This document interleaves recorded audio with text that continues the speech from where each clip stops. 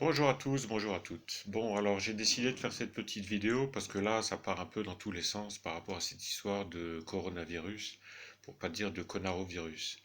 Alors, qu'est-ce qu'on peut faire en prévention? Ben, en prévention, déjà, soyez attentif à votre alimentation. Ça veut dire quoi? Ça veut dire éviter tout ce qui impacte à la fois le poumon, les gros intestins, puisque les deux organes sont liés. Ça veut dire pas de produits laitiers, éviter au maximum, voire complètement tout ce qui est céréales. Par céréales, j'entends blé, orge, avoine, seigle, camus, etc.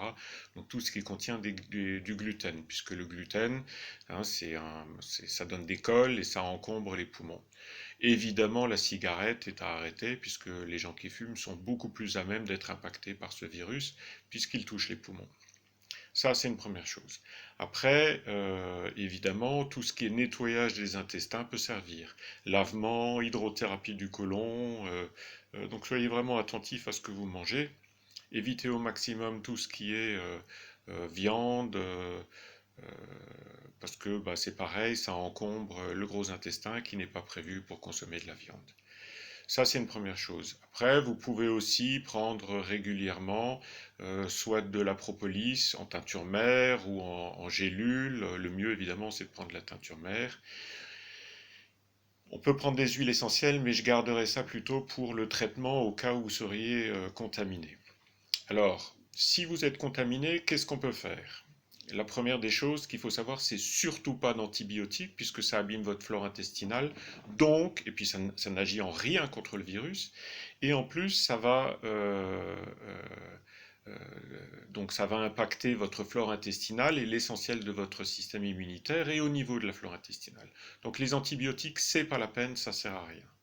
Ça, c'est la première chose. Ensuite, surtout pas d'antipurétiques. Donc, ne rien faire pour diminuer la fièvre. Jusqu'à ce que vous atteigniez une fièvre de l'ordre de 40, 40,5. Ceux qui sont vraiment en bonne santé, les plus courageux, pouvez laisser la fièvre monter à 41 degrés. En principe, il n'y a pas de risque si vous êtes en bonne santé au départ.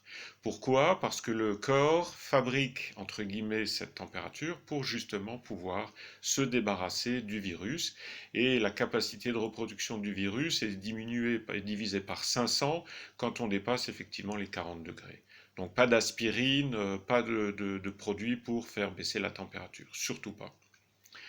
Ensuite, vous pouvez utiliser les huiles essentielles. De quelle façon? Soit en friction, lesquelles principalement, ben, c'est Eucalyptus globulus, Eucalyptus radiata, c'est Ravinsara, c'est Titri en friction, soit sur la poitrine, soit sur le dos si vous vous le faites faire. Vous pouvez faire ça 2 fois par jour, soit pur direct sur la peau, soit mélangé à une huile, que ce soit de l'huile d'amande, ça c'est le plus simple, ou de l'huile de macadamia, ou de l'huile de millepertuis. Bon, ça évidemment, c'est un peu plus difficile à trouver.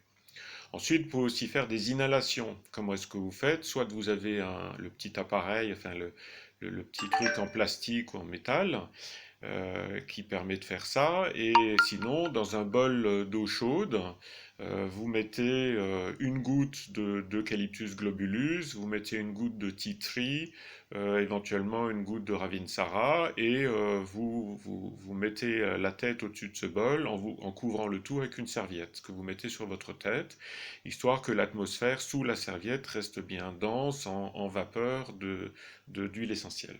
Ça, c'est une façon la plus simple de faire effectivement des inhalations. Ensuite, vous pouvez évidemment aussi en prendre. Alors, il y a le trio gagnant, je dirais qu'on utilise classiquement pour la grippe. Ça, vous pouvez le prendre 2 à 3 fois par jour dans une cuillère de miel ou un aliment quelconque, parce que vous ne pouvez pas le prendre direct, c'est assez fort.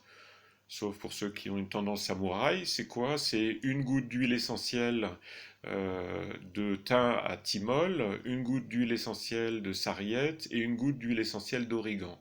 Attention, l'origan c'est puissant, hein, je veux dire ça arrache. Mais ça, vous faites ça 3 fois par jour, c'est très fort, c'est très efficace. Et vous pouvez combiner évidemment les inhalations et la prise de ces huiles essentielles oralement. Après, pour ceux qui en ont, mais bon, sinon au niveau commande, bah, aujourd'hui ça pose problème parce que les vendeurs sont dévalisés, c'est tout ce qui est MMS, CDS, CDH. En prévention, évidemment, j'ai oublié ça, il est clair que vous pouvez prendre des compléments alimentaires, des vitamines, des oligo-éléments, surtout la vitamine D, Là, n'hésitez pas à prendre 4000 unités internationales par jour. Ça pose aucun problème, vous ne pouvez pas faire de surcharge. Alors, c'est pas des IMAD et autres, non, c'est plutôt ce que vous trouvez chez Desplantes ou d'autres, ou vous trouvez dans votre magasin de régime préféré ou votre magasin bio. Un produit de qualité sur base huileuse. Mais comme dit, le minimum c'est 1000 unités internationales. De toute façon, en ce moment, sous nos latitudes, ben, on n'en fabrique plus, donc ça peut être 2000, 3000, 4000 sans aucun problème. Après, vous pouvez aussi prendre évidemment d'autres vitamines, de la vitamine C. C'est pas la peine d'en prendre plus d'un demi-gramme à chaque fois, mais par contre, vous pouvez en prendre 5, 6, 7, 8 fois par jour. Sinon, la moitié part dans les urines. Le mieux, évidemment, c'est de prendre la vitamine C liposomale. Voilà, donc déjà avec tout cet arsenal, c'est pas mal. Si vous êtes touché, ce que vous pouvez faire aussi, c'est faire monter la température. Alors il y a quelque chose qui marche très bien, soit de vous payer une séance de sauna d'un quart d'heure, 20 minutes, mais si vous n'avez jamais fait de sauna, ça risque d'être un peu dur. Sinon, vous prenez un bain le plus chaud possible. Ceux qui supportent, vous pouvez monter jusqu'à 42 degrés sans problème. Ça, c'est difficile, c'est plutôt japonais, mais chez nous, on n'a pas l'habitude. Mais vraiment, le plus chaud que vous supportez, c'est-à-dire qu'il faut dépasser 40 degrés, vous restez un quart d'heure minimum, et le mieux, c'est carrément une demi-heure dans le bain. Vous sortez tout de suite du bain, vous mettez dans votre lit où vous avez au préalable mis une serviette éponge en dessous, et vous avez prévu une serviette éponge au-dessus parce que vous allez transpirer. Vous couvrez ça avec couette, couverture, etc. Surtout pour que votre température reste élevée pendant suffisamment longtemps. Ça marche très très bien. Voilà, donc avec ça, déjà vous avez la possibilité. Et si vous êtes infecté, le mieux c'est de, pareil, ne pas manger du tout.